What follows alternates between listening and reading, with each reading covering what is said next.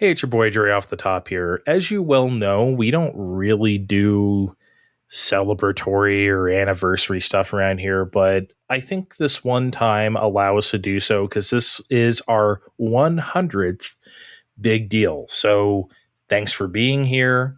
We really appreciate it. Give us a review on your platform of choice, hopefully Apple Podcasts, because that helps us a lot. But whether it's Spotify, whether it's anything, rate and review us. We don't ask that very often. We should probably ask a lot more often, but we don't. But we should. And I'm doing it today. And that's it. Let's get started. Step into video game land.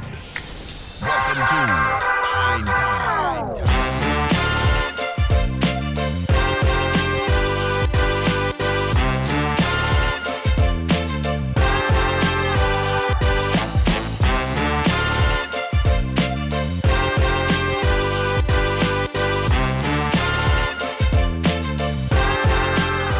Hello, party people. Hello, gaming people. What did I used to... Oh, it's because... Remember how, like, the first, like, year I kept saying, welcome to video game land before we had, like, the drop? And I was just like, well, I don't know why I keep saying video game land. Now I'm really taking it back now, Steve. You're taking it back, but hey, you at home, did you subscribe to everything we're on yet? Maybe you need to check and do it again. Yeah, don't unsubscribe and resubscribe, but just double check if you have subscribed, Kevin. Make sure to hit our OnlyFans, please. we have the spiciest content yet for our 100th birthday. Would our OnlyFans be the three of us doing stuff, or would it just be the three of us uploading solo like content, or would we ever like collaborate? Oh, I think we would definitely. There would be we would be tasting stuff with our shirts off, probably eating food. You know, I want to do that. Steve does not want to do that. No, I'm just imagining myself disproportionately taking my pants off more than you guys, and like, man, maybe I need to start my own channel. A thought. I would ask you why you'd be disproportionately taking your pants off more than us, but I probably don't really want to know the answer to that. So because I believe in Fine Time, damn it. If there was a Fine Time OnlyFans and people subscribed and didn't see videos of all three of us in the shower, they would ask for their money back 100% guaranteed. That would be the number one assumption that would be on there. The very first thing we upload is us in the shower. Like, that has to be it, right? That's the whole selling point of the OnlyFans for us. It's what the people want. The shower. And the towel that Kevin... We have to actually show you putting the towel in the hamper after you use it once. We have to, like, actually show it. Waste of water. I can't tell you guys anything. I didn't expect this was going to be a recurring bit when I told you about that. It was just offhanded. The biggest threat to our world's water sources are currently AI data centers at number 1, Kevin's towel habits at number 2. Well, since we're about to talk about Yoshi here in a second, I feel like you guys haven't mentioned this in a while. It used to be a favorite of yours on the previous Creative Endeavor and early Fine Time, and I feel like new listeners don't know this. Maybe I should rat myself out. You guys love the story where Yoshi's story came out when I was, 15, almost turning 16, and I was kind of like in my edgelord phase for 6 months until, Sonic Adventure or something came out, and I decided I'm still a kid. I was too embarrassed to go into Blockbuster and rent Yoshi Story because it was like a kiddie game all of a sudden.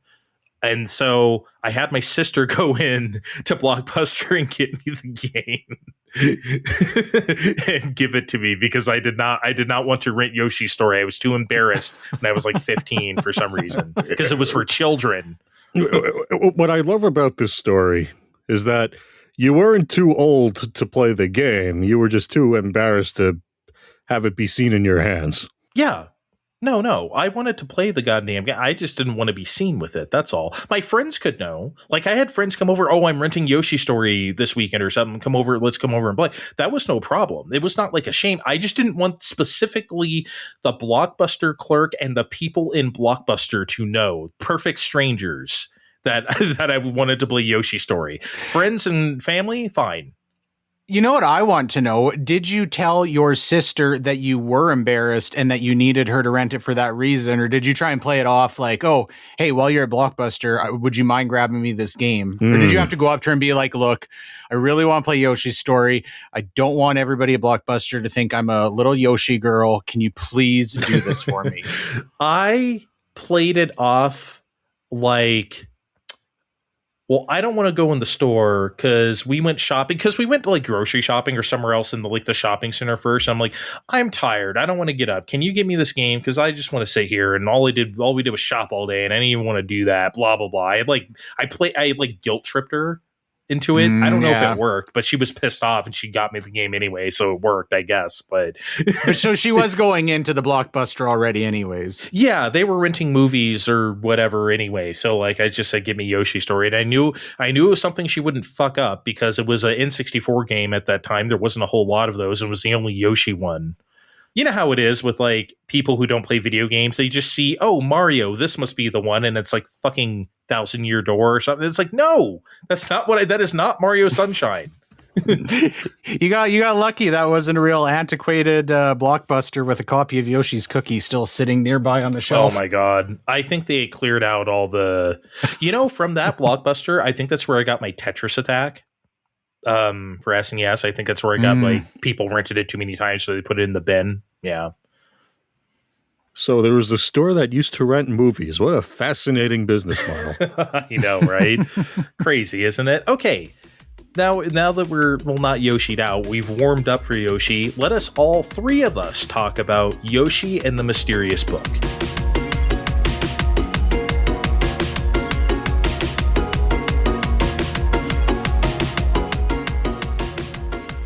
All right, guys, I feel like this game has been out for what, maybe 6 weeks-ish, and I already feel that it has a weird reputation. I feel like it's going to be yet another Yoshi game where it's like, well, that was strange, and I don't think I'm exaggerating. So let's start here. Guys, Kevin, what were your expectations for this? I remember when this was unveiled at whatever Nintendo Direct, you were kind of like, I guess. Yeah, I wasn't real hot on it. You guys were. I mean, the art style looked great, but anytime I've dicked around with like the Yoshi games, I'm just always kind of like lukewarm on them, to be honest. And I wasn't going to play this. I was going to leave this up to you guys. And then a couple weeks before it came out, me and the kids were playing Mario Party, and I just had this epiphany. I was like, I really need a new, fresh Mario universe game to give me the warm and fuzzies. So I was like, at that point, I was like, hey, no, I'm in. Let's do Yoshi. Well, I was in. I saw Yoshi going into a book and going over pages and filling things out instead of Yoshi's Island yet again. And I even remarked out loud when we were covering this, man, this sure feels closer to a Yoshi Story, maybe. Well, I mean, kinda, but as the audience can probably tell, we are very this game fucked us up. Can we just put it Speak that for way? yourself, Normie. This is overall I still don't know how I feel about this game. I beat this game weeks ago and I'm still like, what the hell did I just play? But I don't mean that in a bad way. I liked the game. I think I should say that up front. I did like Yoshi and the Mysterious Book. My feelings on it, though, are extremely complicated, Kevin. Yeah, I'm in the same boat. I can't even give an overall summary of what I think about this. And I went through kind of a roller coaster of emotions playing this in a very short time because I finished this game in like 5 hours. I played it in small chunks, so I probably spent that about as well. I would imagine, Steve, you did the same, though you're more completionist than us. I wish I finished all this, but there's too much game. And I thought, because I was definitely getting into it more than you guys, I think the game is solid. It's what I needed this game to be after a few months ago when I played Crafted World and I was like, they're kind of just phoning this in outside of the visuals, aren't they? And you're like, yeah, kind of, blah, blah, blah. So I needed this book to be what it was, but there's nothing anyone said in these chats that's wrong, I would say. Yeah, I think we're all coming from a place of like we like the game. It's just that like I know this is going to sound stupid to people. I've legit never played anything like this before. I honestly haven't. Also, with your semi backhanded crafted world slander just now, I feel like I'm the only one on planet Earth who really likes that game. It's fine. I think it's better than fine. I think it's better than Woolly World. Whoa. Actually, I haven't played Woolly World in a decade now, so maybe. I played it on new 3DS because it ran 60. So, yeah, that was like one of the upgrades for that.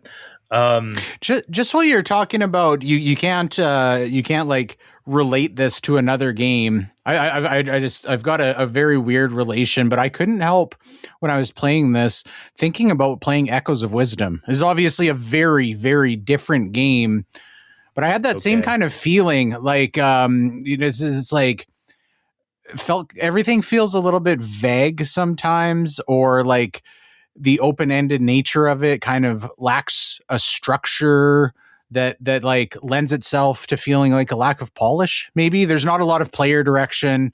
It can feel unsatisfactory at times. I think I know that I'm kind of just going through words trying to like murkily describe this feeling, but I did feel very similar to how I felt about Echoes of Wisdom, and it was kind of a unique experience just shared amongst the two of them.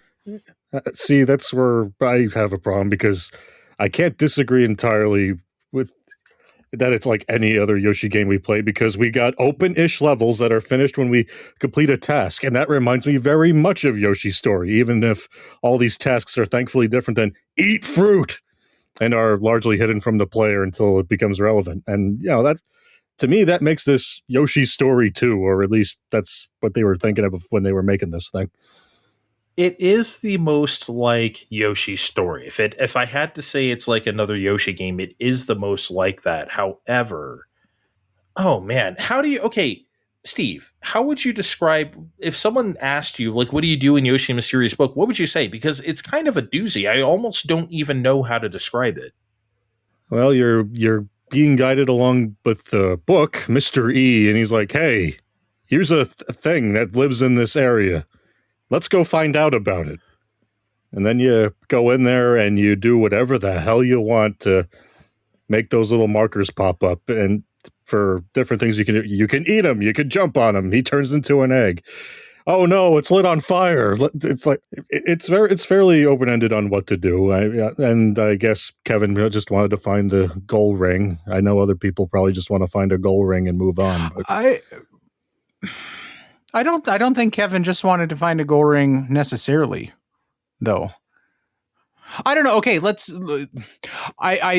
I did not have a good time with this game when I started it, and I wasn't expecting it to be what it is. I obviously with the marketing, it was very like, learn about these creatures and learn how to interact with them. And I knew that was going to be kind of the main motif, but I didn't realize that they were really going to embrace that in the sense of like, they were really like pushing against being a 2D platformer here. And so I was a little bit intrigued when I kind of figured that out. But then after the first couple hours, I just like it felt messy. I didn't need this to be a like, A to B experience necessarily. I was just really like, I think I was just struggling with the feeling of lack of structure in the game, possibly. And I mean, it's so free form. There's like a million things they want you to try to do. And that's interesting. If it wasn't for the show, honestly, after a couple hours, I probably would have just been frustrated. I spent my, whatever, 80 or 90 Canadian dollars on this to play it for a couple hours, and I probably would have left it. And so I was like, okay, now at this point, I am just going to see this through for the show. And I stopped trying to like find and figure out everything. I wasn't like rushing to the goal to try and get it over and done with. I just kind of like let it happen organically while like just, gradually trying to like pursue figuring out what to do with the level and do it in a less of a completionist way, trying to like look at every nook and cranny. And that's when I started enjoying the game. That's when I started having fun with it. And I think like my worst time with it, I was just like playing it wrong for myself. I should say before Steve says his piece, like, yes, that is how I played it the whole time. Because you guys know me, I don't really do any of this shit. If I don't have to do it, or if I'm not really compelled to, I'm not going to in platformers and stuff. So I just kind of played the game that way from the jump, just kind of naturally, because that's how I play games like this. And lo and behold, I was doing what the game wanted me to do naturally. So I think that's going to come down to people's play style, Steve. How you naturally play a game like this may or may not jive with what the game actually wants you to do. Yeah, see, I was also trying to be very obsessive with filling in them entries. But after a while, even Mystery was like, hey, I think that's enough research for now. Why don't we look at one of these other pages where we got to go do a thing? So I definitely get where Kevin's coming from with that, because I was also having more fun after I was just finding a goal and maybe did a few other things nearby before moving on. Although I do need to ask, this almost sort of feels like them taking a stab at achievements, right? Like achievements and trophies, like, oh, everyone wants us to keep sticking achievements in games. Well, how about we have a game where we do it every 2 seconds? Yeah, kind of like the dopamine hit of like Mario Odyssey, where it's like, oh, you want moons, huh? Well, each world has like 150. So like you can find like 20 of them or some shit and just move on if you want. And there was definitely some manner of itch being scratched when I was hearing the scritching of the page, like Yeah. Shy Guys don't like being lit on fire. How fascinating. I like how every first discovery is just like eating it or trying to eat it, the creature. Good texture. I like, okay, this is going to sound weird.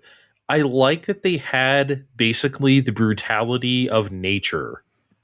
Like, Yoshi's just out here eating these critters. And then there's other things that are trying to eat those critters. It was like very like circle of life type of shit, which is just like, which kind of makes it, I don't want to say the game, like any of the creatures are scary, because they're not, but it gives you a little bit of like, ooh, not everything is just like cute and cuddly here. Oh, did we all just skip the Reaper Antlion cave then? Oh, where that fucker was chasing you around. that thing was something. So yeah, see a critter, explore the critter's little thing, do whatever you have to do to get the goal to appear, and then you get to name the critter. You can name every single thing in the book, even things that already have names, like Shy Guys. You can name them whatever you want. I like that on paper, but I learned this lesson from playing RPGs a long time ago. I just stick with default names so everyone knows what we're talking about. I did a lot of naming. So, like you, I also leave default names in RPGs, except when, of course, I was 13 when I played Chrono Trigger. I think everyone knows that I named Frog Boobs for some reason. And I named Robo 1 + 1 = 2. I don't know why I did that. Real head scratchers there. Steve, you know what I named Marley? I named her Cutie, because that's when I discovered Cutie Honey by that time. How old are you again, Andre? Let's not talk about it. So yeah, but I named most of the stuff. Like some of the stuff I left up to him if I couldn't really think of a name, or I would hear his suggestion and then I would be like, nah, let's do this. But I like that because it actually comes into play. You're not just naming something to name it. It actually comes because like those creatures appear in later pages. So it's like the things that you named also come back. So it's like it matters. It does make it kind of cool, I think, Kevin. I mean, yeah, no, I admire that you can do that. I didn't name any of them either. And I think it's just because I've got this like deep-seated fear because, I would know that I would see those names again. And I don't want to look back and be like, oh, why did I name that? That was a fucking stupid name. It's embarrassing. So I just left the default names too. I don't even remember what I named most of mine now. I'm sure I'll look through it in a couple years and be like, oh, no. I don't know. I still like the whole thing. There's a lot of fun levels built around these guys, and even if Nintendo didn't market the game so well after that first direct, I feel like Good Feel had a lot of faith in the concept because besides the Yoshi series staples daisies, rip so many fucking daisies in this game, you guys. Most of the Yoshi's Island denizens that we know about don't show up until later in the game. Yes. I love that, actually. I love that the first level isn't just Shy Guys and all the things that we know. I actually think that's great. Shy Guys don't show up till like halfway through. Yeah, that's easily. Great. I'm glad you mentioned that because that is one aspect of this shit I really did like. Can we talk about graphics on Switch 2 real quick before we get too far down the road here? Because it is really gorgeous animation and it is made to look like hand-drawn cell shading, scratchy pencil, texture work, and all that shit. The creatures have fairly limited animation, to make it look like not like a flip book. Maybe that's a little too like fluid, but I think you guys know what I mean. And I think anyone out there who knows the type of art style we're talking about here. But the performance was kind of bad sometimes. Did you guys notice it? There was a fair amount of like frame droppy drops. It got kind of chunky sometimes. I didn't notice that at all. And I wonder if it is because of like, just by nature of the animation, it looks like it's very like limited frame per second wise already. So maybe that's why I didn't notice it. Maybe that masks us a little, Steve. Yeah, I mean, we're in a well, not a children's book. He's an encyclopedia, but those don't move very much either. You go through a million pages and you might find one picture of a plant. So, I guess so. I just thought the performance issues were kind of weird for a game that looks fairly simple. There was also a little bit of weird object pop in, which kind of broke immersion. Like sometimes I'd hop onto a platform and then like the grass would appear. And for something that's trying to be like a storybook, that's kind of like usually like in a 3D game, I wouldn't really mind. Pop in happens all the time. But in something like this, I think the presentation matters a lot. So seeing stuff like that is kind of a bit immersion breaking, but it doesn't happen often enough for me to like really ding it for it. But yeah, the art style pays off and it looks great. I guess I just think this sort of organic play the game and do stuff way of exploration is almost like the perfect way to, because Yoshi games are always about exploration, whether it's Woolly World or Crafted World. It's like find the red coins, get the suns, get the whatever. You're discovering all the things in each level. And now you're discovering unique things in each level. You're not just getting the suns. Or, by the way, I like that they had a different suns or flowers. I'm sorry. I like that they had a different amount of flowers depending on how big the level was. Sometimes they had 3, sometimes they had like 9. I did like that they were willing to like play with that. But that's not the only thing you can collect anymore. Now you get to do organic tasks to do stuff. And I like that. You know what, though? Tell me if you guys notice this. Apparently, there is a certain amount of like, because every time you make a discovery, you get a certain amount of stars. There is like a threshold of stars that you need to go to the next like level. However, if you just play the game, you are never not going to hit that threshold. I feel like you would have to majorly like try not to do that. Right. So I thought it was weird, Steve, that they had the structure of, oh, you need this many things to go to the next level. But it's like, you're going to get that. I don't know. I talked about this with Crafted World, too, how, when I'm dealing with the robot hobos, like, come on, all you have to do is play the game as any other Yoshi game, and you're going to have enough. You don't need to have everything. That's what this is. As long as you're even a little bit curious, you'll be on your way. Yeah. And at some point, you will kind of understand what the game wants from you. If you see a bunch of fish in a pond, it's like, oh, I'm sure if I eat all those, they'll give me something or, whatever, just looking for stuff like that. And that's the great thing, right? That's the best part about the game. When they make you start thinking the way they're thinking, then that's when the game can come alive. But I would imagine, Kevin, not everyone's going to think that way. I feel like there's going to be a lot of people who are like, not going to get down with this. And I feel like Nintendo knows it from the way they basically have not marketed this. Yeah, I don't know. I don't even know who this is for, really. I struggle to like think of what audience they like have in mind, because this also doesn't feel like a game that it's like designed with kids in mind specifically, or like primarily geared towards that audience, but fun for everybody. I don't get that sense either. Are the kids really lacking in imagination that they wouldn't like a game like this, Kevin? You have children. You would know more than. And no, I don't think that this is like a game that kids would not like. I just don't think that, like, I guess in terms of trying to figure out who the audience for this doesn't feel to me like something this doesn't feel like it's like designed purposely to like capture that audience. It doesn't really feel like it's like designed for the like traditional Nintendo fan either necessarily. I don't know. I'm not sure who I like envision this being for in terms of like their marketing agenda. I think I agree, because Steve, I feel like if someone likes Woolly World and Crafter World, etc., I don't think I can blanket statement say you will like Yoshi and the Mysterious Book. I don't think that's like something you can just recommend to the average Yoshi fan.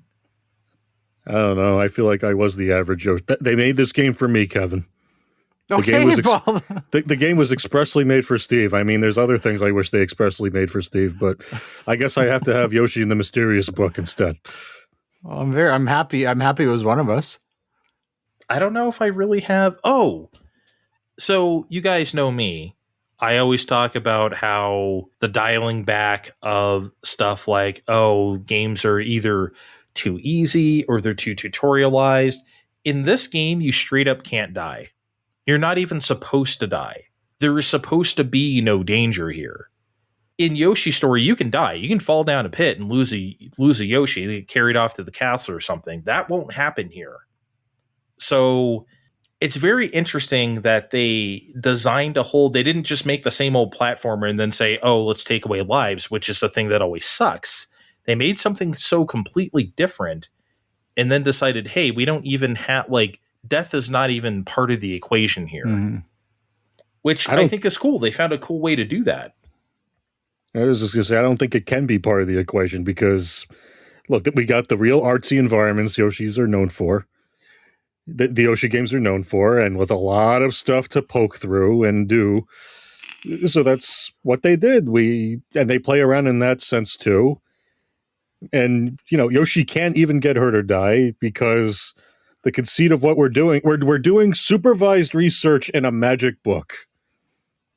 They like made us, it's like almost a simulation almost. So yeah, just go fucking nuts trying to find stuff to do, and you'll be filling out the Yoshi decks in no time.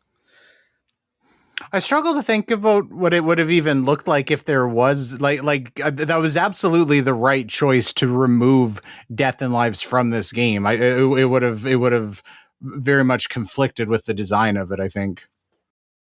Yeah, because like, what's the point, right? You either want people to explore or not. If you're not going to have any, well, that's also what made it weird that like there was kind of like boss battles and stuff with Bowser Jr., but were they really?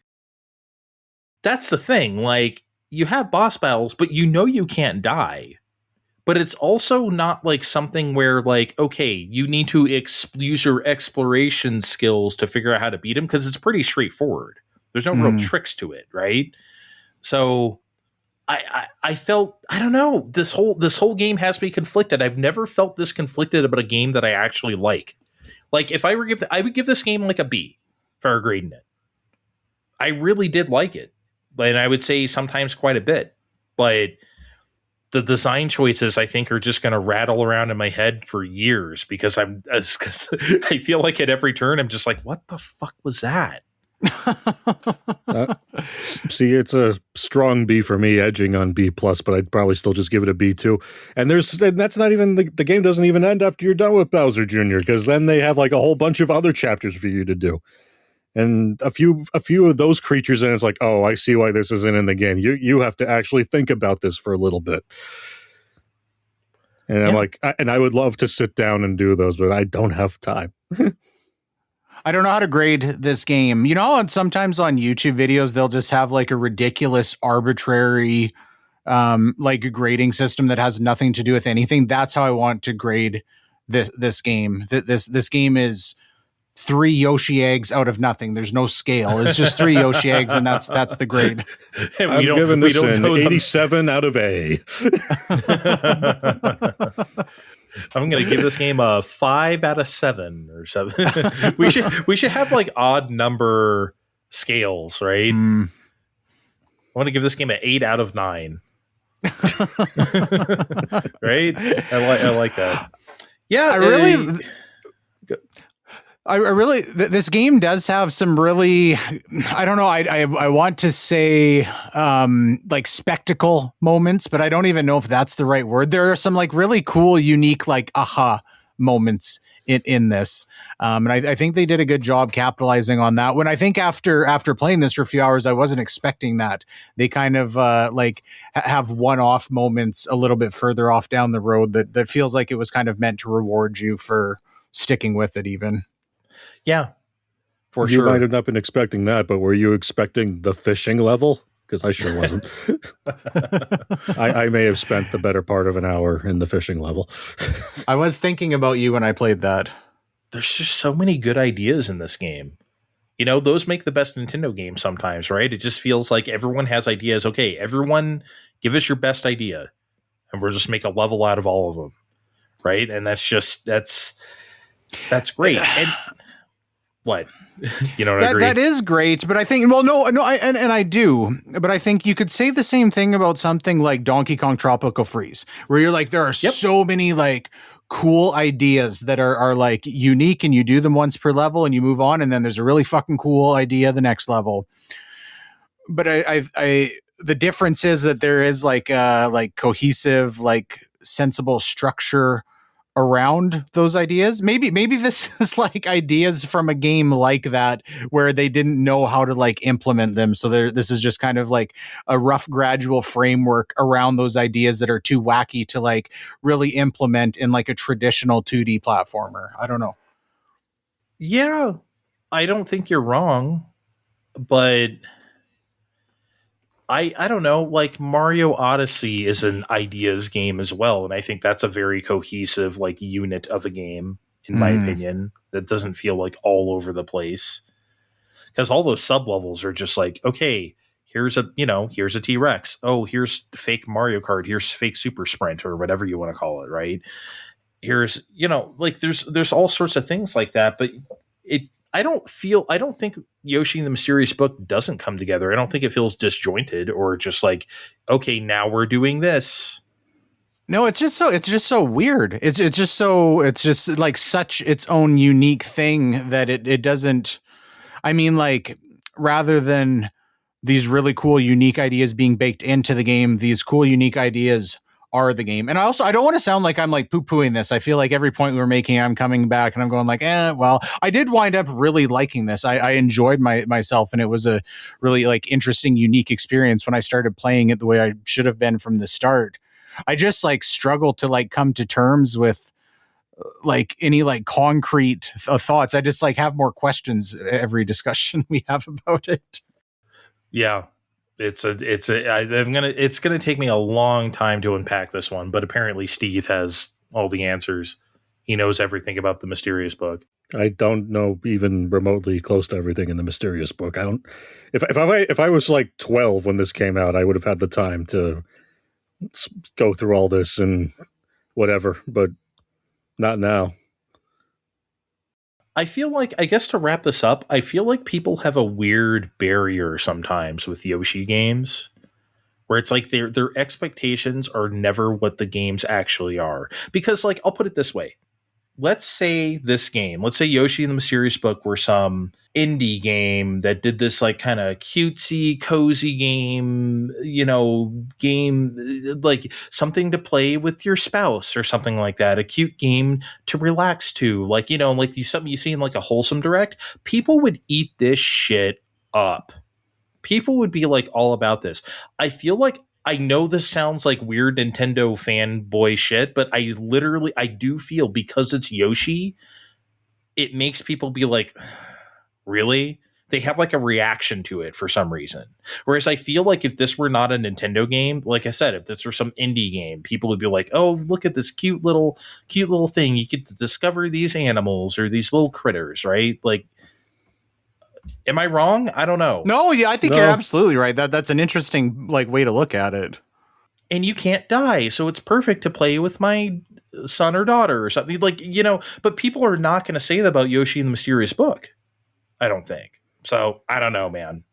Because they're still not over how Mario Kart World costs $80, even though it's still functionally a pack-in for the next 3 months. By the way, it's been a whole year. Switch 2 has been out for a year. Where are those $80 games, guys, that you complained so much about, that you kept saying plural games, $80 games? Where are they? Haven't seen them. There's Fortune's Weave. 70. Okay, 80 if you're buying a copy, like an 80 if you're dumb, yeah. And we already went over how I'm paying for the box, so you know what? No, that doesn't count. I mean, look, we are in extraordinary circumstances. Yes, they're going to charge you more for the physical. By the way, big question before we go to break here. Do you guys think how long do you think it's going to continue? Is that going to be like the entire Switch 2 lifetime, $10 more for physical the whole time, or what? I'm sure that sounds about what they'll do for at least another couple years or so. Yeah, I think I mean, even if like, you know, market conditions change, like there's still, now that they've like, you know, spent the social license to implement that, you know, they obviously do want people to continue defaulting digitally. There's not like much incentive now that they've like opted to start doing that to repeal it, like regardless of how much manufacturing for physical copies costs. Yeah, I guess maybe they'll just keep it. I was kind of thinking the same thing. It's obviously unfortunate, but you know, it is what it is. So maybe we're staring down the barrel of a $90 new Zelda game or something. I don't know. I feel like as far as like digital versus physical, like it's you know, and I like I have mostly moved to digital, but I still like, I fully understand the people who want to still do physical. I understand the reasoning behind it, and you know, for multiple reasons. But I also think like at a certain point, like it's just you know, 5 years ago, like the industry in a lot of ways had moved on from that. And I think like, you know, as much as I know Steve wants to continue doing that, like, I just don't think it's going to be feasible for very much longer. And in a lot of ways already isn't. Yeah, we just had the GTA 6 reveal today that's going to cost $80, and there's going to be no physical version because that we all know that shit's going to be like 200 gigs. Right. Well, there is going to be a physical version. It's just going to be a card in a box so that you have something to put on your shelf for the sake of doing it. I guess if you want to. They printed all those cases years ago. I guarantee it. I just like, that's almost, I don't know, that like that is literally just like environmentally a huge fucking waste. I don't know. I've always thought that shit was dumb, especially on like Switch 1. But now it's just like, come on, guys, just don't bother. Fallout 4 on Switch 2 is just a code in the box. It's not even on a game key card? Not even a game key card. Okay. Yeah, I mean, I wasn't getting it because I have the thanks for buying a PlayStation during the pandemic collection, but I'm like, come on, guys. But see that's the other thing. I still feel like there's X amount of people that don't have reliable internet that are just going to be left behind if they're going to keep being that fast about it. It's going to take forever to download. Yeah. All right. It's Fine Time 100. We have to take a shower, right? We gotta. I think we should take 2 showers. Oh my God. How about just one nice cool shower? Because it's, I don't know. I would say the first one is for hygiene. The second one is for fun. See, this is why you're a danger to the world's water. And you know what? I'm using a fresh towel after each of the 2 showers. Look, let's just get in and see what happens, okay? Be right back. It's time to hit the showers. We'll be right back on Fine Time.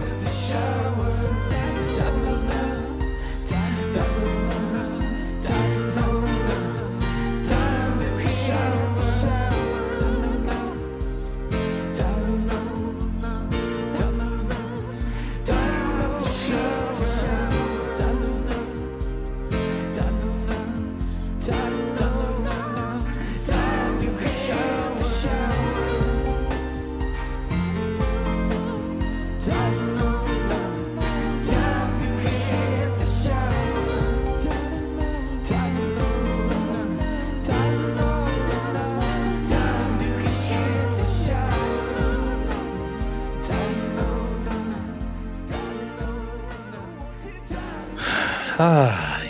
I needed that. I needed that shower.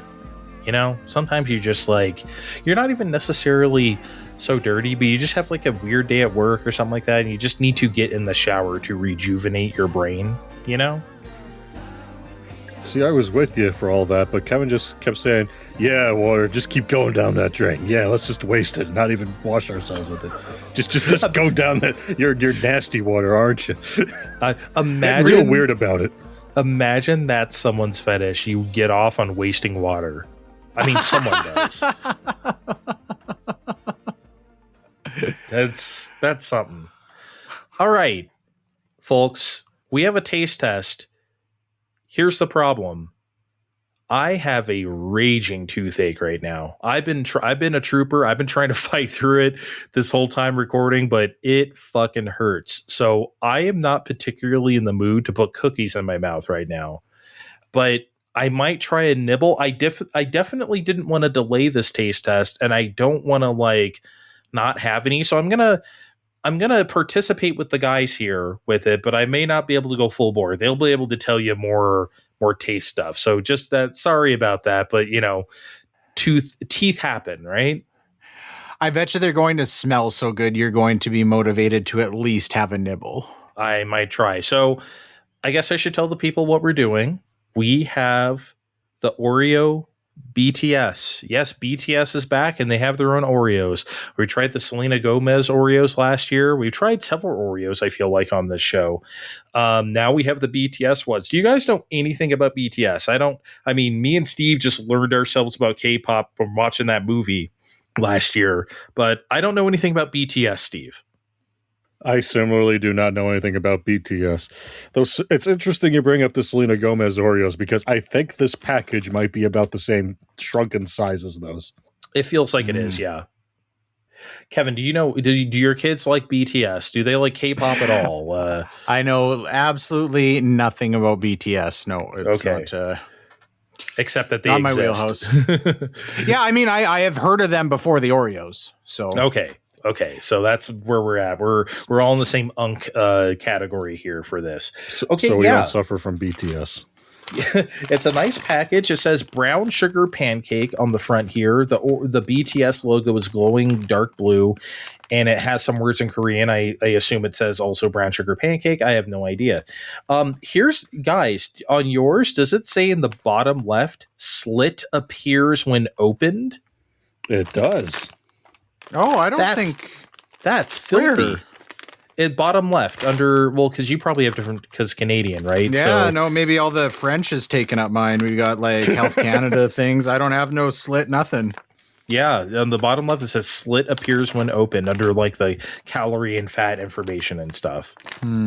That's really filthy. But you know what? I'm not going to think about it anymore. I think we should. I really want to know what these smell like. You know what I mean? Me so too. let's rip it open, shall we?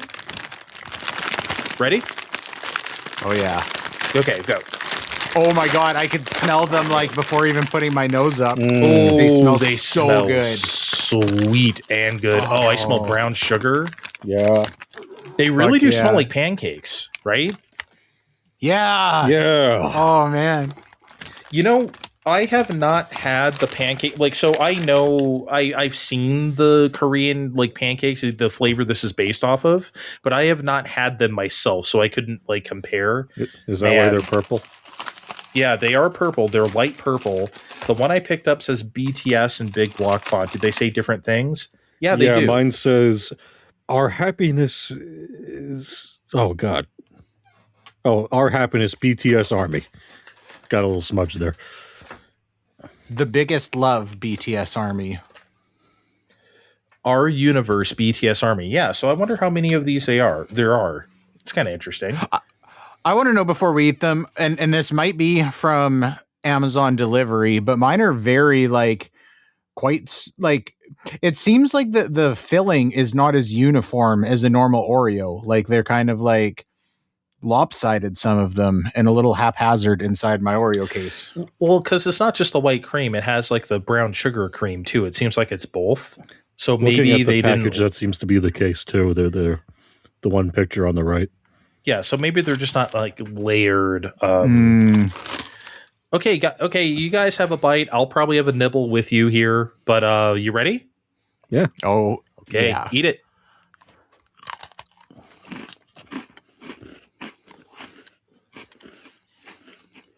Super fucking good.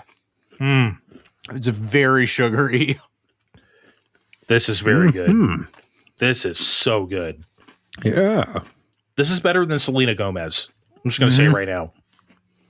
And so the Selena Gomez ones were good, but this is better. I don't know. I struggle to think of any other like unique flavor of Oreo that's as good as this. These are so fucking good. I don't know. I'm still about those Reese's ones, but they just swapped in the peanut butter. Something that, as far as the ones that are still being Oreo are concerned, though, I think these are it. These are great. This is incredible. Yeah.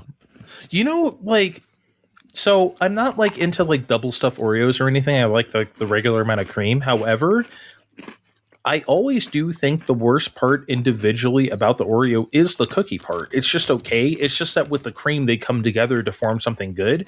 This, I could eat the cookie part by itself. Straight up. It straight up tastes like a pancake, like a really sweet pancake, buttery too. Let's see. I have a second one here, and it says, "Our Universe BTS Army." Mm-hmm. Yeah. Man. Unexpectedly good. Holy shit. Oh, I've got one I think probably has their names on it. It says in like a circle around it, it says Jin, Suga, J-Hope, Jimin, V, Jungkook, RM.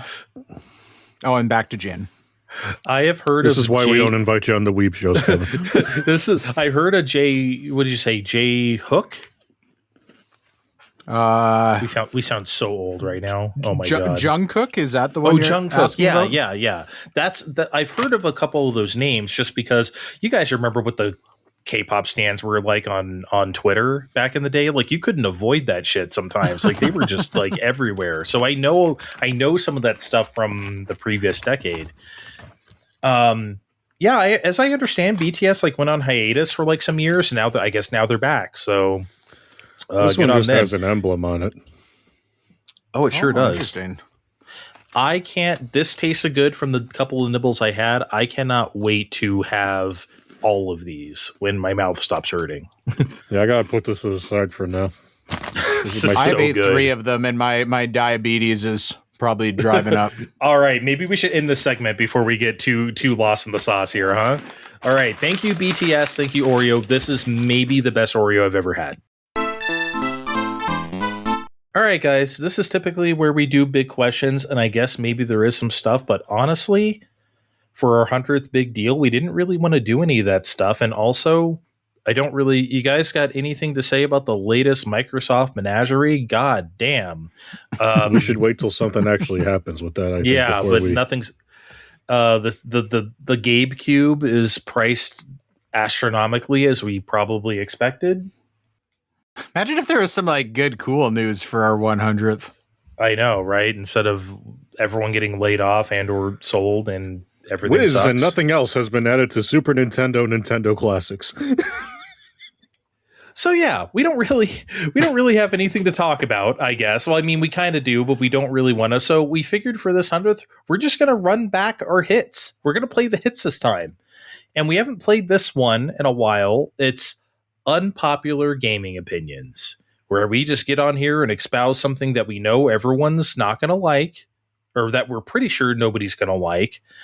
And we let the chips fall where they may. I feel like the last time I did this, guys, I said, well, no, it was the Dawn of Sorrow thing. I said Aria Sorrow is better than Dawn of Sorrow.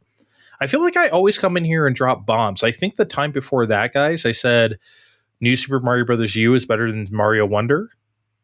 Yeah, I still want to nail you to the cross a little bit for that one. I mean, I'm sorry. What can I say? Your Aria of Sorrow one was a fuck I was wrong. That wasn't an unpopular opinion. You're You were right. admitting to me that I am smart and you are dumb. That's what that segment was about. Okay, you were correct. That was a fuck I was wrong. But yeah, no, we have unpopular game. Kevin, why don't you go first? I always love hearing and your I don't want to go unpopular- first because I like okay, we're gonna rip it off like a band. I don't know exactly how strongly you guys feel about this, but I feel like this might be your personal least favorite of my unpopular opinions potentially. okay. I do not like Escape from the City on Sonic Adventure 2. Everybody loves that song. I actively do not like that song, and I have not liked that song since that game came out. I think it's cringy. And every time I play that level, I'm like, why does everybody like this song so much? It sucks. I don't like it. Hey, Andre, weren't you saying to me just the other day that we were looking for a new Canadian co-host? Yes, specifically Canadian. Yes, I'll put that in the newspaper where people definitely look for. Wow. Yeah. So, okay. So I kind of have I think you're wrong. Yes, it is cringe, but Sonic music with lyrics is always kind of cringe. It's supposed to be. I think they're all cringe. There's other songs on that game, about Rouge being sexy and smooth that are like, that's cringe, but that's it's cool and funny and interesting. Like that game has a good soundtrack. I just and yeah, I cringe in like a good way for the most part. I actively though don't like Escape from the City. I love that Knuckles rap song says, "Give up the emeralds or die. I don't love you." That shit is so fucking funny. And there's really an emphasis on like, I don't love you. Yeah, I don't love you. Yeah, he had like attitude about it. I would love to meet the guy. That has to be a white guy, right? There's no way a white guy isn't rapping for Knuckles. I don't know. I never really it's totally thought about a white guy. Steve. Yeah, that was still allowed in 2001. Eminem was hot at this time. You could be a white guy out here, like doing. Do you know the I think it's a duo atmosphere. It's got atmosphere vibes. Yeah, I don't think it's just a hair towards. If it were just a little less cringe, it would be a normal ass like rap song, except if you could ignore the fact that he's rapping about an anthropomorphic bat with tits, right? But if you could get past that. But no, so here's my kind of semi hot take, if you will. I do like Escape from the City. However, when they had the original demo for Sonic Adventure 2, Escape from the City didn't have lyrics. It was just an instrumental in that original Dreamcast demo. And I remember loving that shit. And then when the game came out, it had words. And I was like, whoa, no, wait. The song is perfect. What are you doing? So I like that. I like the final Escape from the City less. But I like that I should link you that original demo version that's with no lyrics. You might actually like that version. You know what? I think I would really like that, in my mind, because I can hear that song. It is not just the lyrics, but the vibe of the vocals that I don't like. So yeah, instrumental would be fucking perfect for that. I'll have to show you that sometime. Look at that. Kevin's willing to live and learn. Oh my God, shut up. Yeah, see, personally, I think Live and Learn is way more cringe than Escape from the City, but that's just me. Sonic is always cringe. Mad cringe. So I don't know. Yeah, it is weird that you have it in for Escape from the City like that. Okay, that went over better than I thought, actually, if I'm being honest. I'm not gonna nail you to the cross for it. I do think you're wrong. I don't think it sucks. I don't think it's I want to turn it off or something, but I do like the version without lyrics better. So maybe I'm kind of on your side a little bit. Oh, I'll take it. Okay. Here's my unpopular gaming opinion, and I feel like I've said this on the show. I feel like, or at least Steve, I think you know that I already feel this way, but I never really I don't think I've talked about this on Fine Time, so I kind of want to say why. I don't like Kirby Superstar. Yes, I'm familiar with this very terrible take of yours. I don't like it. I don't think it's a very good game. There's not a single thing about that game that satisfies me. The mini game stuff, like Gourmet Race, that's like it's fluff. I play that like one time and then I'm over it. I don't understand the big deal about it. And then like all the honest to God like platforming stuff is like spread out between like a bunch of disconnected like little modes, and it's like, can this be a normal ass video game? I don't understand why we're doing this. Like, if you want to have like, it starts with Spring Breeze, right, which is kind of like a semi remake of like Kirby's Adventure or Kirby's Dream Land. So like, just have that be some levels and like a bigger thing. I don't understand. Like, okay, now you beat Spring Breeze, now you get to race DDD for food. I don't like it. Just makes no sense to me. And it, like, here's the thing, even if it were one big game, it wouldn't hold a candle to any Kirby game before it. And it certainly wouldn't hold a candle to the eventual Kirby's Dream Land 3, which is vastly superior to Superstar. That's the real Kirby game on SNES, if you ask me. That shit's great. I think the only thing, Steve is just the eye lasers, folks, right now. He is like, he's ready to kill me. I think the only thing I really like about Kirby Superstar is the Great Cave Offensive. And again, I don't think that's interesting enough for me to say like, well, this game is worth it because I like one thing. I don't like it that much to be saying like, oh yeah, Kirby Superstar is the shit. I think it's just kind of a bad idea for a Kirby game, and I'm sure they executed it to whatever they wanted to do. Sakurai did, but I don't get it, man. I do not understand Kirby Superstar. Sorry. Wow. Steve, come on. You don't understand why I feel this way? Like, why I don't want to play? Oh, no. I can't play a handful of levels together and then move on to the next panel that lets me play a handful of levels. That's too confusing. Steve, I don't like Kirby's Dream Land 2 that much. And even I would say that's like better, like more better than anything in here. I like Kirby's Dream Land 3 where all the abilities are stripped back down to nothing and it just looks like and it looks real nice. Because it's a fucking video game that someone thought about instead of vomiting all their ideas into like one thing with like disconnected like little sections. Kirby's Dream Land 3 at least makes sense.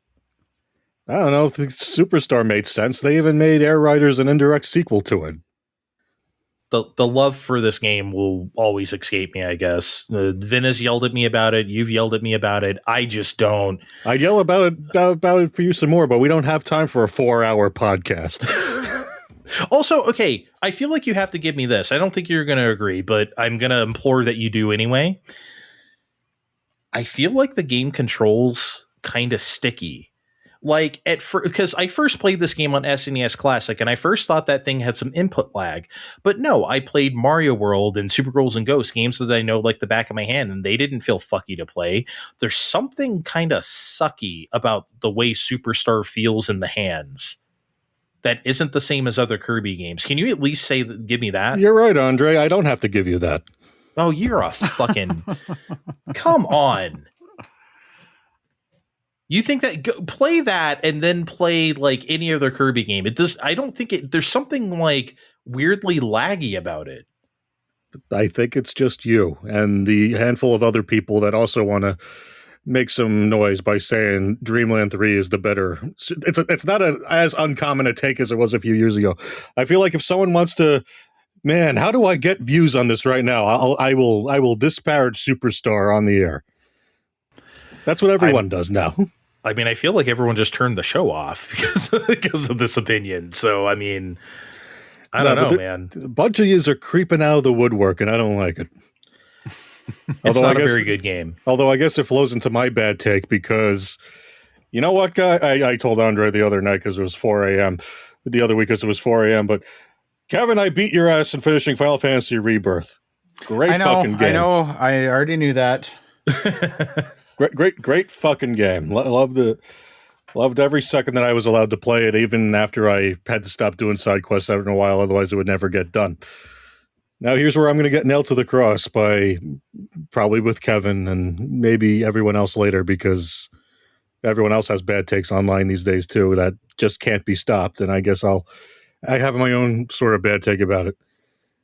I alluded to this before, but guys, Final Fantasy Remake series is better at being Final Fantasy VII than Final Fantasy VII was. I'm sorry, but it is. You're not going to get any argument from me on that. You know, I already feel that way. I listened to your show, and I know you would feel that way, but I'm expecting Kevin to be like, no, we need to have the blocky polygons and the things that don't actually, and the things that go nowhere just because we need to move the discs forward. No, I mean, I think I am nostalgic for that game. But I also think what I have played from the first 1.5 of the remake games, like they really it's obviously doesn't have that same blocky graphics, but I think as far as the music and the setting and the vibe, they really captured it very fucking well. The parts of that game that that when I get the warm and fuzzies thinking about it, the remake games did really embrace those parts. They also changed a lot of shit and added a lot of shit as they very well should have. But you listen to Under the Rotting Pizza, it still sounds really fucking great and moody and perfect.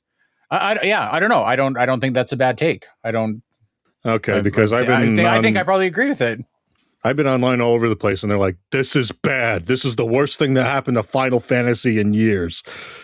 I'm like, man, maybe I have the bad take. You know who largely has that opinion, and I didn't realize this until someone pointed it out to me. You know the people who say that? It's shippers. Those people are insane. They're the people who don't like this shit. For whatever reasons they may be. It's the relationship stuff, even though it's better than ever. Because I would argue that a lot of the characters in the original game weren't really that much of characters. You mean Barrett having censored out cuss words isn't a character? Yeah, Mr. T was already a character, and then they decided to put it in Final Fantasy VII. The guy that borrowed a little bit of his haircut from Chrono Trigger's Chrono and has a giant sword is also not a personality? Nope. Huh. Who would have thought, right? Yeah, because whenever I see someone's weird opinions, it's always character stuff. I don't like when this person said this is this person. I don't like when this, that shit. And it's like, okay, I see where you're going. Is shippers a general term for people invested in relationships in video games? Is that a thing? I've never heard that. Okay. They get weird, real weird about it. Okay. I was lost for a minute. I didn't know who these shippers were or what they were shipping. Oh, they be shipping. Oh, they're shipping. Okay. The tariffs are high. I had a thought go through my mind a few weeks ago, and it came and went pretty quickly because I realized it was a stupid thought. But then I was just curious if you guys thought that this was somehow in the realm of possibility or could be pulled off. And I was thinking about Mario Maker. I thought, I wonder with Switch 2 out, is Mario Maker 3 on the horizon? And immediately my stupid fucking shitty brain was like, yeah, Mario Maker 3D is what it'll be. Is that yeah, and I don't think this is something that is going to happen. And I think it's a bad idea for a lot of reasons. But I am curious if you think that there is a way they could do that, a way that would make sense, a way they could pull it off. Because I do I'll let you guys go first. I have, a conclusion I came to where I think it could be feasible, but I think the answer is yes. I do believe they can pull this off. However, I don't think the users can pull this off. I feel like Nintendo can make it. I feel like the levels will be fucking terrible. I feel like nobody, it's a lot easier to make a 2D Mario level than a 3D one, what makes those games good. And I feel like there's not a lot of people who understand what make a 2D Mario good.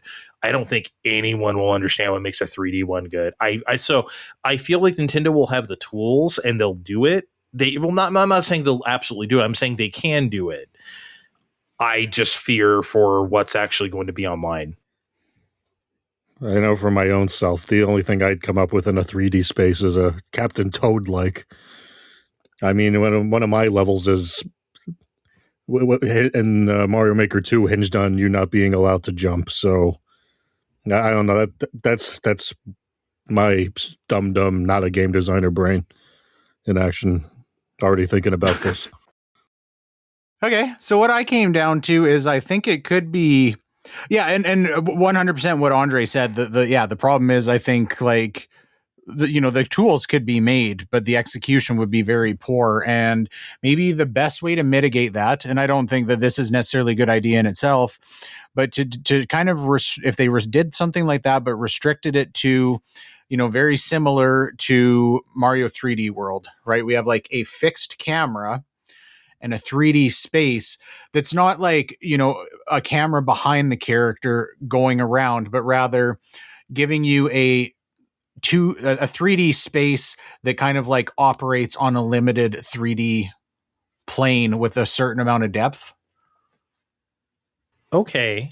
So if they did like Mario 3D World Maker, like specifically that game, I think that could be interesting. If they actually let you do only that, because not obviously there's a Mario 3D World motif in Mario Maker 2, but those are 2D levels, those are converted. This would be an actual 3D world and 3D land. I mean, I think you could definitely do like different aesthetics. You could do Mario 64 looking like that, and even because then you get into like obviously a lot of levels too. It's not like Mario 3D World strictly goes from like left to right. The camera is fixed, but then you wind up like going away from the camera, moving forward. And even that I think would be difficult. I guess I'm less hung up on like 3D World itself and more how it has the fixed camera, and probably generally like limiting it to left to right, not forward away from the camera movement where then the camera follows. That sounds like a lot of work to just have another, when they already did Mario Maker 2 with the Mario 3D World motif. My concern would be, even if something as simple as you're talking about, Kevin, or simplified as you're talking about, my concern would be the user interface. I feel like Nintendo doesn't want to make Dreams or something like so complicated, right? I feel like, there's Game Builder Garage, which has a lot of complication, but most of the game, if you want to call it a game, is like teaching you how to do that stuff. I don't think they would want to do that for Mario Maker. I think they want people to like pick up and play as best they can. Oh, here are some bricks. Here are some things. And if you're doing levels like that, it would be kind of complicated, I think. I don't think anyone could just pick it up and just start making stuff. Mm-hmm. So that would be my concern from the Nintendo side of them thinking like, how do we make this like so a 5-year-old could play it? And I'm not sure that you can. Yeah, definitely would be, regardless of like how limited they tried to make the tool set, still going to be more complicated, even just like adjusting terrain height in a limited 3D space. There's certainly not going to be Big Luigi in such a game. You know what? I betcha I know somebody who would make it happen. I also, as much as I like hate to admit this, and I hope that he never hears this, but Big Luigi in truth was not like a world-class design necessarily. It was probably the name of it gave higher expectations than what the level delivered. I mean, he had a level called Fart as well. So, I mean, farts, it's just plural. Farts, excuse me, plural. Yep. Yeah, farts. Yep. Got more fucking plays in my shit because it was called Farts. I mean, maybe I should have just named all my shit like, here's Farts 97. Here's Farts 98. I guess I'm sure we cracked the code on what makes the Mario because your Gates of Thunder had as a million plays. Gates of Steel. Gates of Steel. Yeah. It sounds imposing. That's why people played it. Yeah. So maybe that's it. Yeah. I'm sure most people listening don't have any context. When my son was probably like 6, I would say this is probably like 5 years ago, he had some Mario Maker levels, and one was Farts and one was Big Luigi, and all of the no capitals in anything. Big Luigi is just like all lowercase Big, all lowercase Luigi. To his credit, though, you could play Big Luigi front to back. It was like a level you could play. I mean, like, that for like a lot of kids don't even do that. I get that you have to like beat your own level to be able to upload it. At the same time, like usually it's just like here are some things. Okay, here are the flagpole. Big Luigi actually, for being that age, was something. I'll give it that. It's probably exactly what I would do if I were that age. Yeah. I'll have to go back and revisit it. I haven't played Big Luigi in years, but Well, maybe tell we me could how all use a little farts bit more Big is, 'cause Luigi. Okay. I forgot about farts. Yeah.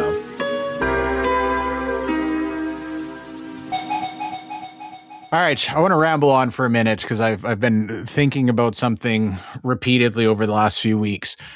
Back in May, we had here the Edmonton Pinball Expo, and most years my son and I go to the Pinball Expo, and it's always a highlight of the weekend. I really like playing pinball. I'm not especially good at pinball. And I don't like, to be honest, it's such a like flurry of playing pinball machines that we get back and I'm like, I can't even remember what I played. But it's always a great time. And then every year for weeks after, I'm like, man, I wish I could play pinball more. I wish I could play pinball more. But the matter of the fact is, we live in a very remote area. Like the nearest city, I can't even think of like a restaurant that has a pinball machine set up. Our best option there is a flat rate, pay to get in the doors, and then everything's on free play arcade. About like 50 minute drive away, like down the highway.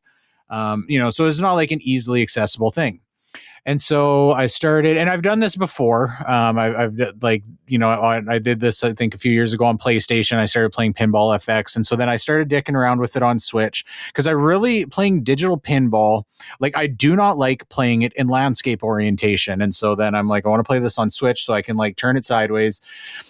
But I don't want to like sit at the fucking table when I do this. So then I'm like, have it sitting sideways and I'm like twisted crooked on the couch, trying to like look at it as it sits on the armrest. And then I'm like thinking about like 3D printing these things to like, have the Joy-Cons in and hold it upright. And then that wasn't really working out. And so I went down this rabbit hole of, I don't know if you guys know what VPX is. It's like, this is like essentially like pinball emulation on PC. And so there's like, is incredibly impressive. There are like tons and tons and tons of like very well done remakes where they actually use like the ROMs from these games. And then you can play them on PC and you can set this up with VR. And so then I'm like thinking about this. And so I did like go through and set this up on my computer. It's like vastly more complicated than like setting up like Dolphin or something like that on your PC. Like even to like find the tables, find the ROMs, get the settings set up. It is not user friendly, even like following along with the YouTube video. Well, and do you have something on PC to use like an Oculus or like a VR thing to use, or were you just... So I did go out and buy a couple weeks ago a MetaQuest 2. It was like $110 because there's a million of these and it's like 5 years old at this point. It's perfect for this. And then I started going through and having this idea, because if I do this, I don't want to like stand up and use it in VR and just like hit buttons on my keyboard. So then I'm like getting this idea, and so a separate sidebar, I've gone down the path before of like thinking of building a virtual pinball machine, because people do this absolutely, but I just can't get on board with this because like virtual pinball is like cool, like as like it, I like playing virtual pinball and it's fun. The idea of like having something that big that takes up space in my house that's like, this is fake pinball, I just like can't, if like I don't know, it's a lot of space for something that's just like trying to like emulate something that you wish was the real thing. And so I've never like gone down that path. But then I'm like thinking about like building this box to set on my desk that's got like a USB encoder and buttons on the sides for the flippers and buttons for the tilt. And I'm like looking in how to like build a plunger and like set it so that it'll like work with a button with pinball, so I can like stand up in VR and use this fucking thing. So like this has been like an ongoing thought process for weeks, like thinking about this. And so to close it up, what I've come to the realization outside of all of this, I really like, and I think it's cool that pinball is not really that accessible. When I think about like video games, I like, like old video games are incredibly accessible. If you have a computer, like a fucking cheap Android device or whatever, it's very easy to do that. there are so many like barriers and like half measures to try and like get pinball at home or whatever. And while it is like a pain in the dick and something I'm like obsessively trying to like think about how to solve to like get like a half-ass pinball experience, you know, that I don't have to drive 45 minutes for, it's made me really appreciate like how cool that the pinball expo is, right? We can go and like pay a small amount of money and play all these fucking machines. And if we do spend the 45 minutes to go in and like, you know, spend $50 to spend an afternoon doing like free play machines there or whatever, or, you know, if we're at a restaurant somewhere and there just happens to be like a pinball machine that we can like plop in a loony and sit and play for a little bit, that's really fucking cool. It makes it so much more special than like, yeah, just like emulating video games or like, you know, like have a million options to like play different games at our house.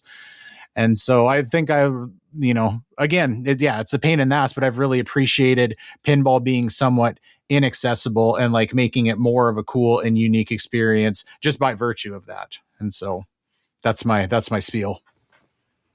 I think I agree with you because that is special. It is cool when you see a pinball. Even in the 90s, even when pinball was still hot, it was just like, oh, let's see what ones they got here. Oh, let's go down up and down the pinball row at the arcade and see what they got.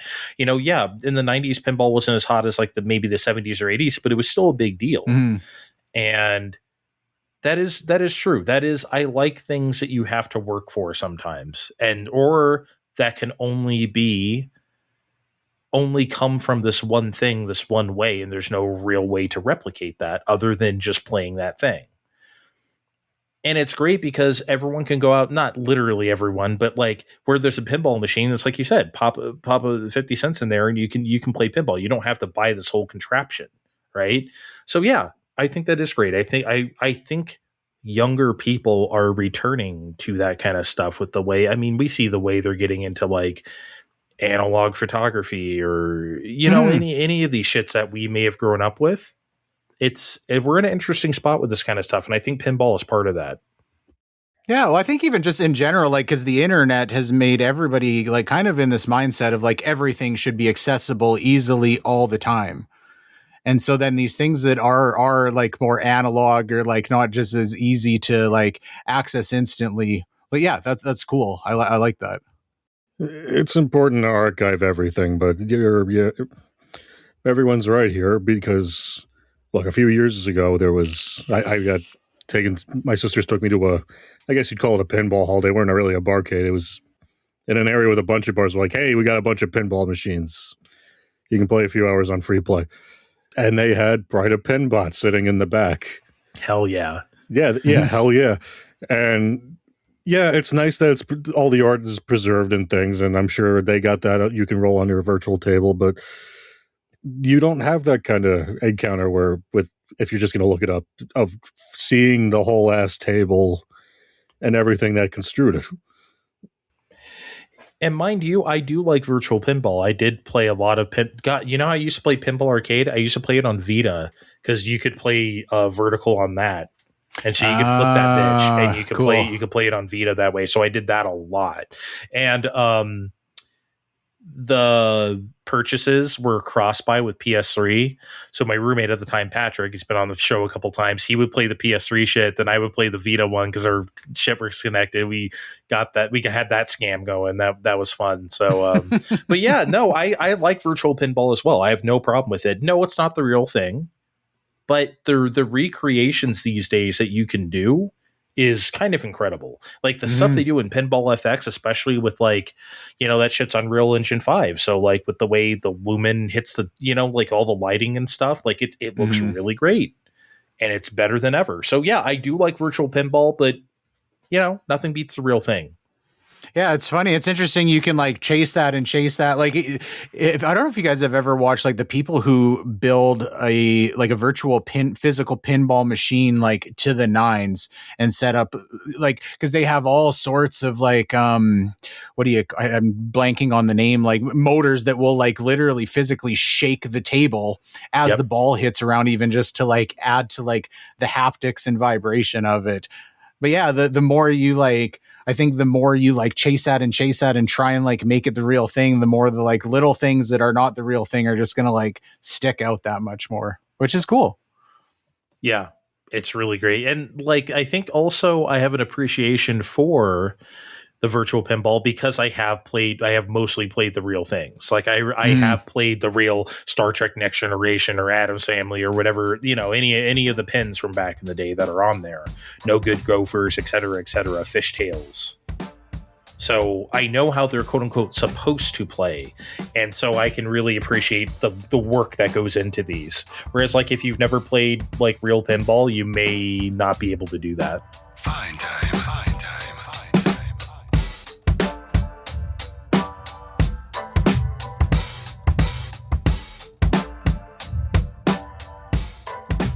All right, guys, let's play a couple games before we get out of here. Yes, I said 2 games. Usually you play 1 game and we leave, but I want to play 2. Okay, fuck it. And it's our 100th big deal. Let's game it up. So, as you guys know, we like to do the thing. I never remember what we call it. Name some stuff, fake ass Family Feud. Pick stuff off the board. Whatever we're calling it, that's what we're playing now.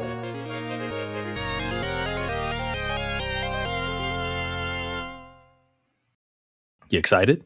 You guys ready for this? I mean, I'm always excited when it's not the 45-second game and I don't have to sweat and panic. I didn't prep. I actually have a couple of 45-second game topics, but no, that's not what I want to play today.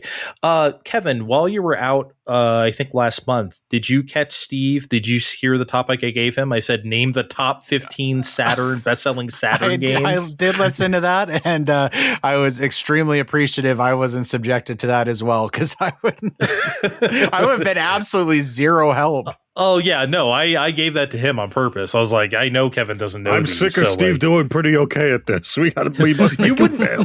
Kevin, you wouldn't have even said like Virtua Fighter or like Daytona. Yeah, I mean, or something. maybe I would have said Virtua Fighter and Daytona. Those would have maybe been the 2 that I would have picked out probably. Okay, well, I think you were also out for this, Kevin. I gave Steve one time because it was near Switch 2 wasn't out yet. So I gave him top 20 best-selling Switch games, and he got 16 in a row, and then bombed out from there. I remember that as well. Okay. And that's what brought on the Saturn version. So here's what I want to do now, kind of sort of based on that. Well, let's populate the board. That is not the sound effect I wanted. I think it worked well. Okay, fine. You know what? Fuck it. Let's keep it. It's a special 100th. Yeah, special 100th population. Never going to hear that sound effect again. Yeah, getting a 1-up in, I think, Mega Man 7, I believe. So, I don't want to do just best-selling Switch games of all time. Now I want to do best-selling Nintendo games of all time. All systems, top 25. I got them right here. So obviously this is going to include some of those Switch games we said before, but this is all time. Not necessarily published by Nintendo, games that have sold on Nintendo systems. I'm going to look through this. I believe all of these are published by Nintendo. Let me give it a look. Yep, I feel there's no third-party published games here. All of these are published by Nintendo. So we're not going to see like Tetris on Game Boy, something like that. Well, on this Nintendo list. published that. So if you want to say that, you can say that. Yeah, we're not going to see Tang in Tetris. No. I can tell you right now, Tetris Attack is not on here. I could tell you that for free. Okay, so I'm going to give you guys, since this is a lot of things on the board here, I'm going to give you guys both 3 outs. Usually I do 2 when it's the 2 of you, but you're collaborating here. I'm going to give you both 3. So who wants to start? Kevin, do you want to go first on this, or? I mean, Super Mario Brothers is easily on there. Super Mario Brothers is number 4 on this list. Steve? Original Pokemon, Red, Blue. Pokemon Red, Green, Blue, whatever you want to call it, is number 9. So absolutely. Kevin. Oh, I said this wasn't going to stress me out. Now it's stressing me out a little bit. Please, come on. Basic bitch ass Nintendo shit. Come on. I bet half the Switch games you're thinking of are on here. New Super Mario Bros. Wii. New Super Mario Brothers Wii. Is it on the board? It's number 12. 30.3 million sold, by the way. New Super Mario Brothers Wii. Well, a bunch of them came with the Wii for a minute. Yeah, pack-ins count. So if you want to think along those lines, go ahead. Wii Sports. That's number 1, obviously, because it has to be, because we sold a bunch of Wiis here. So, yep. All right, Kevin. Mario Odyssey is on that list. Mario Odyssey is on this list. There it is. It's number 11. 30.5 million sold. Mario Kart 8 Deluxe. Number 2, of course. 71 million. Okay, Game Boy Tetris. Is Game Boy Tetris on here? Sure is. It's number 13. Also 30 million. Was the best-selling not Pokemon game on Game Boy. All right, Steve, go ahead. Oh, boy. Legend of Zelda Breath of the Wild. That's number 7 on this list. 33 million. Smash Ultimate. I know it's here. I just can't find it. It's number 5.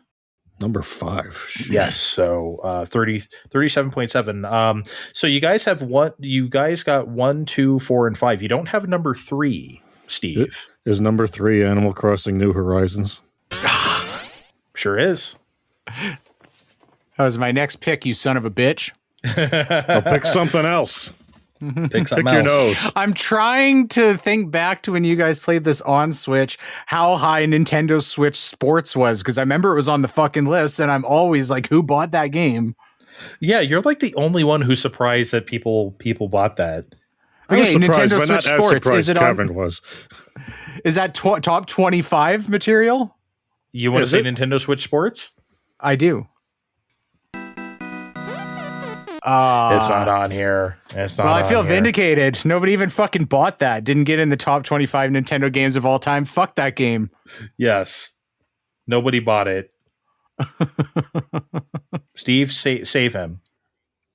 Pokemon Scarlet and Violet. I know it's here. I just don't know where. It's number 15 out of All right. 25. All right. I want to see Mario Kart Wii. Mario Kart Wii is number 6. That was also packed in for a So minute. you guys are filling out the top 10. You have like 8 of the top 10 right now. You're missing 8 and 10. 8 and 10. Probably not 8 and 10, but Pokemon Sword Shield. It's here. I just don't know where. It's number 17 out of 25. Give it to me, Kevin. I'm not saying this, Steve. How well are we allowed to talk amongst each other? Is that cheating go on ahead. Fake Talk Ass about whatever Family you want. Feud? We're a team. Yeah. How well did Smash Brawl sell? Like that was pretty high on Wii bestsellers. It was. I think. For a minute. Okay, Smash Brawl.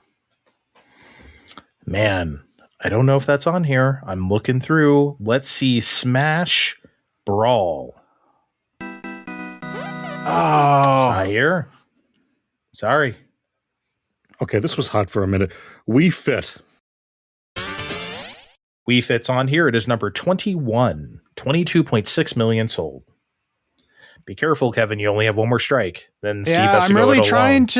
I'm really focusing on Wii because I feel like we've got the low-hanging fruit of Switch, and I think the only thing that's like really going to be constantly peppered in there is Wii games.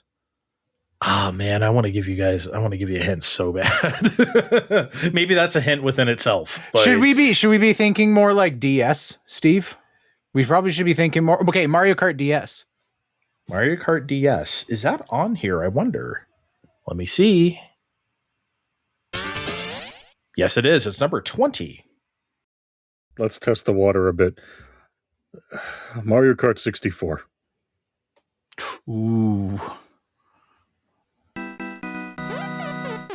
That is not here. That tells me what I need to know. Yeah. So, I mean, yeah, you can extrapolate from there, right? If Mario Kart 64 can't make it, do the math. So, yep, Kevin, go ahead. I'm going to try original New Super Mario Brothers DS. That is definitely on here. I just don't know where that sold a boatload. There it is. It's 30 million sold. It's number 10. I'm out of all my low-hanging fruit. You still have number 8 in the top 10 here. You have all what the other numbers do we still have open? You have 8. Like, how many are we missing? You have 8, 14, 16, 18, 19, 22, 23, 24, 25. So, what is that, about 10 or so?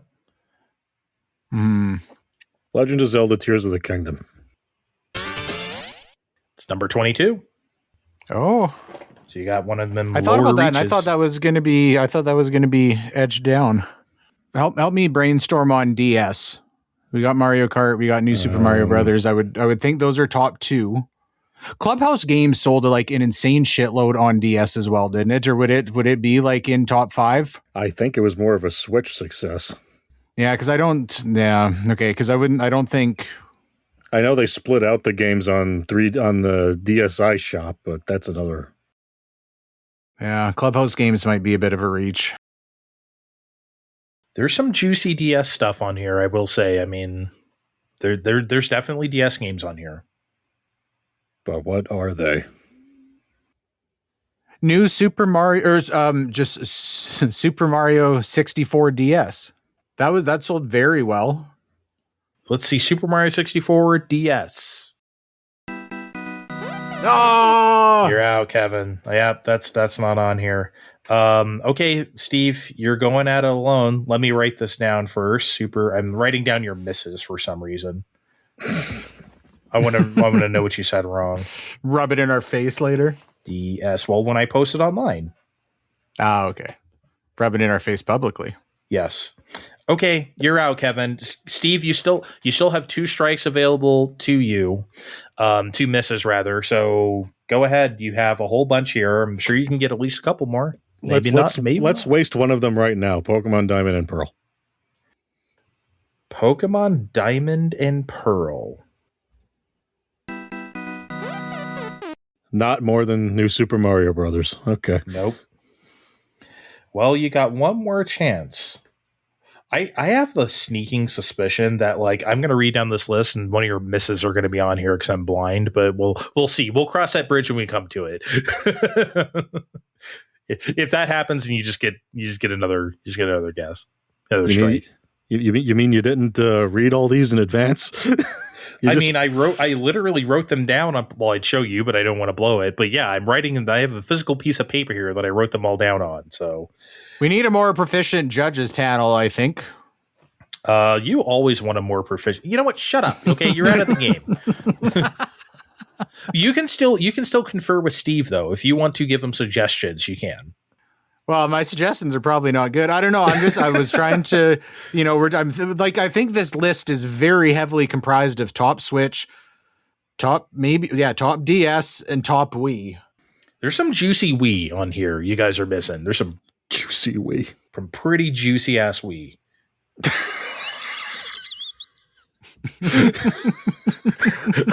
That didn't sound great, did it? No. I mean, it sounded great, but not anyway. Apple will not like it if I name the episode "Juicy Ass Wii." Will it? I can't do that. Well, we did have that one episode. We need to see Mario's ass. We did have that. Oh yeah. We did. So I don't know. I already blew it by saying We Play. Is We Play on here? We Play is number 16. That shit sold 28 million copies. Yeah, it came with a remote. Of course it did. Yeah, we all had it. Come on, I had it. And that shit was fun. I actually liked We Play. It wasn't just a remote. It was fun. Little fun mini games. Yeah. I love playing the laser air hockey. That was the shit. Anyway. Tank music still lives rent free in my head.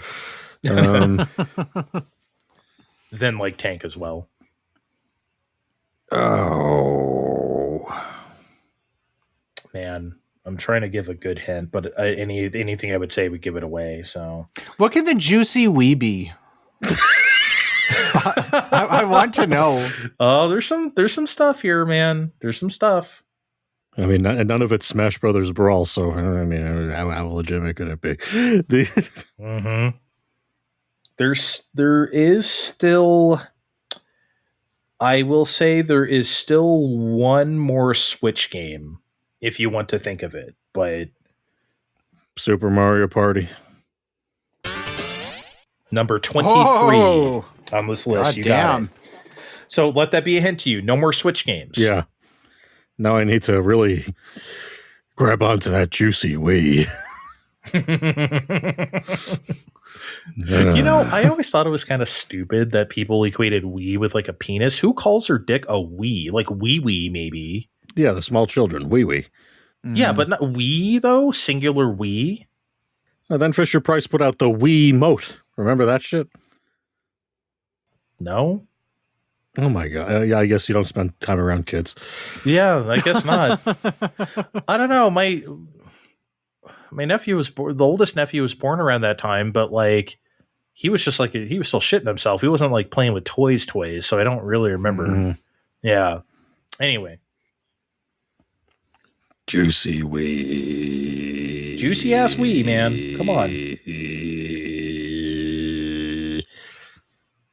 Just throw Excite Truck out there for fun, Steve. Just do it. You know that bullshit isn't on here. Everybody loves Excite Truck. It's not even a top-selling Wii game. I hate that shit. I don't think like none of the Mario parties on Wii did real numbers. I don't think. There Not were more two. than Brawl. No. The Mario Party honestly only started doing crazy numbers on Switch.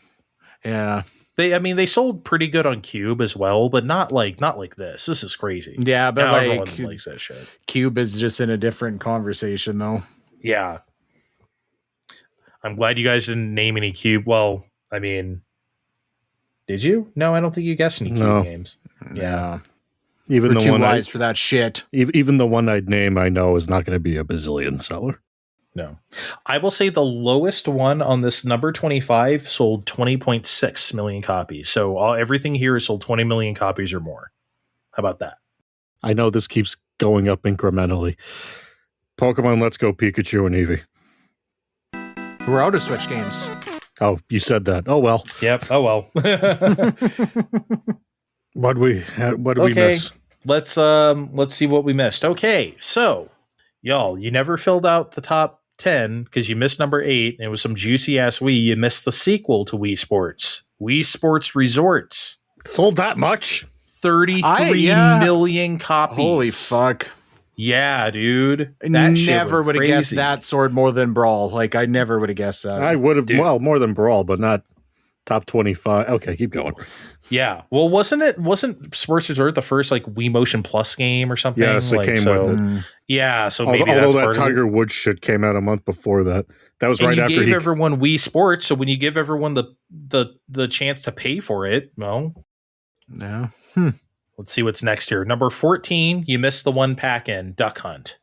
Duck Hunt is on here at 28.3 million copies sold. So that was one big pack-in game we missed. I feel like that's cheating. I feel like I said pack-ins at the beginning, so yeah, hey, if that's cheating, then Wii Sports is cheating. Yeah. No, but I mean, usually that was sold as, in a package with Super Mario Brothers. The individual carts were only in that early stage when it was with Rob. Yeah. Well, as you guys know, I'm ancient, so I got like an actual separate Super Mario. I didn't know there were Super Mario Duck Hunt combo cartridges till way later in my life. So like I just never saw that shit. We had the whole kit caboodle, Zapper, 2 controllers, Mario, Duck Hunt. My cousin had Rob, but we didn't have Rob. God, you're old. Yep. I'm old, but not that old. Number 18, guys, this is the one I'm disappointed in. Number 18 is Nintendogs. Oh my God, they sold a bazillion of those for a minute. 23.9 million sold. That was the one I was hoping you'd get. Steve, Pokemon Gold and Silver, number 19. I should have. Yeah, 23. That's why I was surprised when you said Diamond and Pearl. I'm like, bro. And then the last two on our collaboration about DS games turned out into shit, Kevin. This is all your fault. No, I'm just kidding. Sorry. And then to bring up the rear, the last two you didn't get 24 and 25. 24 again, Wii shit, guys. Wii Fit Plus sold 21. What? Yeah, Usually they 21 count those million together. copies. Fucking way. Sold 21 two SKUs, baby. You know they sold so many of those. So That was never a pack-in, right? Or like, I guess, yeah. Would they sold that with the board separate, or They was that sold it only with a board, but they standalone? also sold a $20 version with just a disc. Just okay. That's what I got. Yep. And then 25, the only Super Nintendo game on here, Super Mario World, at 20.6 million. More than 3? So, yeah, more than 3. No, I thought that was about a World, but pack-in. I didn't think that any Super Nintendo was going to make the list. Yeah, Steve, you said it. 3 was never a pack-in. World was a pack-in. Well, So, 3 was a pack-in for a minute. I think it came with they had like an action set that was just, here's Mario 3, but everyone already had an NES. yeah, it was way too late by then. Yeah, so to make it. Okay, yeah, that was fun. You guys got a lot of them. Didn't get them all, but that was good. Thank you for playing our game.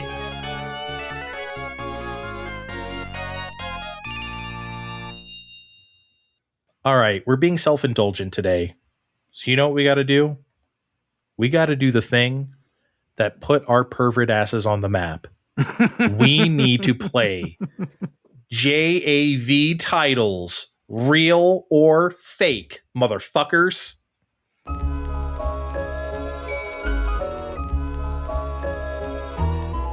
I'm so excited for this.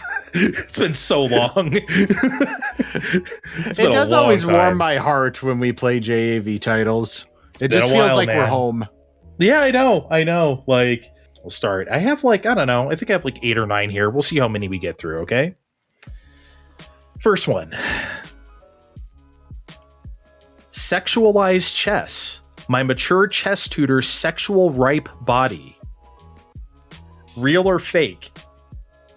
I will buy that as real, 100%. Real? That's almost too good to be real. Fake. Fake?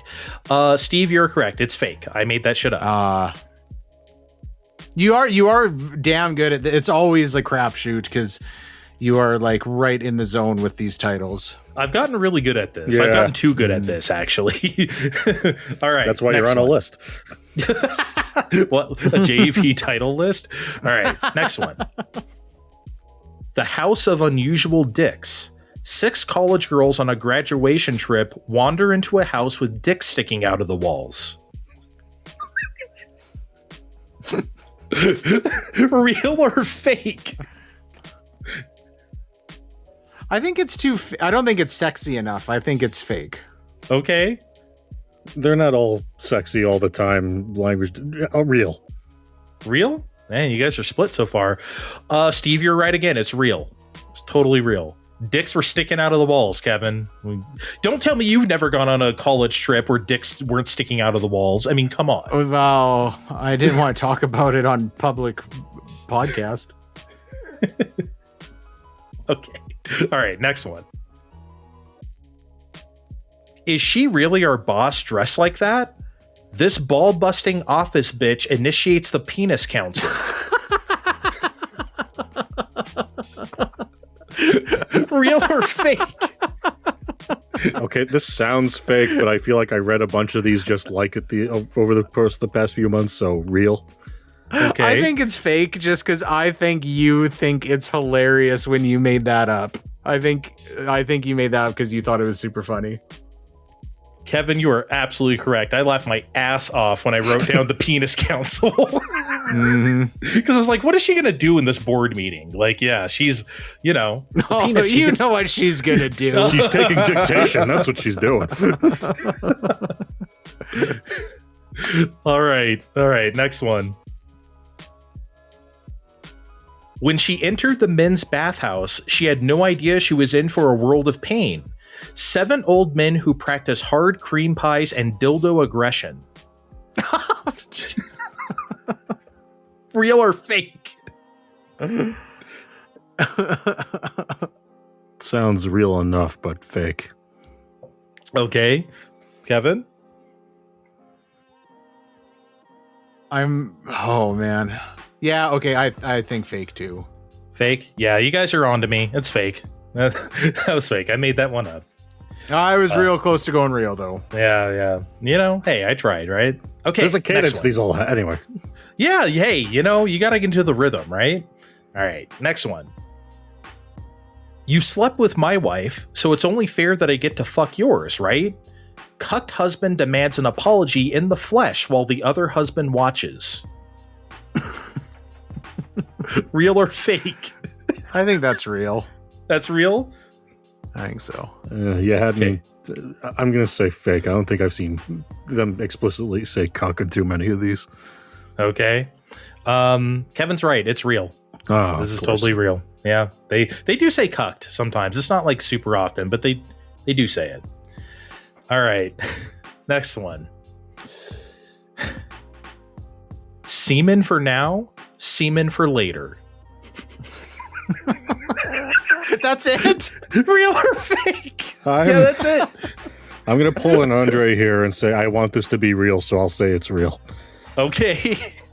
I think it's real too. It's real? That shit's fake. I made that shit up. Oh, damn. You are a bastard. I really am. Oh my god. Okay, I got two more. All right. We can get out of here. All right. The nightmare was real. I was relaxing happily with my wife in the living room when a giant masked wrestler burst in and overpowered her. All I could do was watch and wait until he ejaculated. Real or fake? It was all I can do. Yeah. I mean, you couldn't do anything about it. You said he burst through the wall? Burst in and overpowered her. So just maybe through the door or something. Oh, burst through the wall like the fucking Kool-Aid man, and that's fucking what I was envisioning. He's wearing like the skin tight like mask on his face and straight through the bricks of the wall. Oh yeah, like, I'm ready to fuck. I'm imagining what's his name from Killer 7, Steve, the luchador mask guy. That's what I'm. Yeah, just bust right in. Okay, real or fake? Fake. That's real. It's totally real. That does sound like something you would have came up with in our defense. Yeah, I would have been proud of myself if I came up with that one. Yeah. Okay, one last one. God damn it. Okay. Okay. Get your shit together. All right. Last one.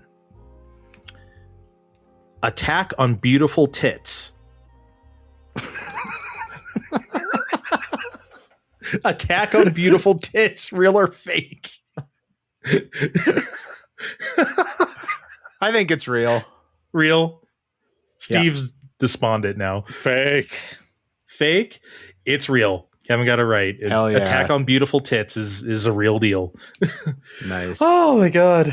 All right, that was good. Were you keeping score here? Do we know which? No, I never who keep has more score on pervert JV. XP? Okay. No, I never keep score. It's on probably JV, for the best. We don't know. Yeah, maybe if some freak as Zoid wants to listen to all our previous JV titles and see our lifetime score, they can do that. But that will be the first entry on the Fine Time Wiki.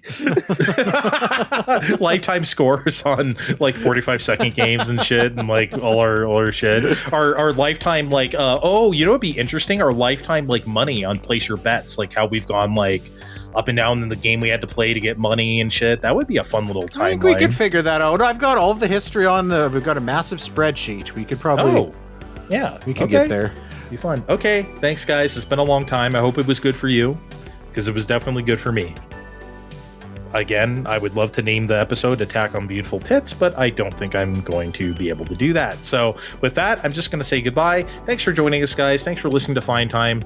You know, obviously this isn't our 100th episode or anything. We put out plenty of episodes on lots of things. But, you know, thanks for being here with us. And we're just going to keep doing it till we can't do it no more. Which will probably be a long time from now. But until then, check the description of this podcast to find our links on social media, and we'll see you next time. Bye.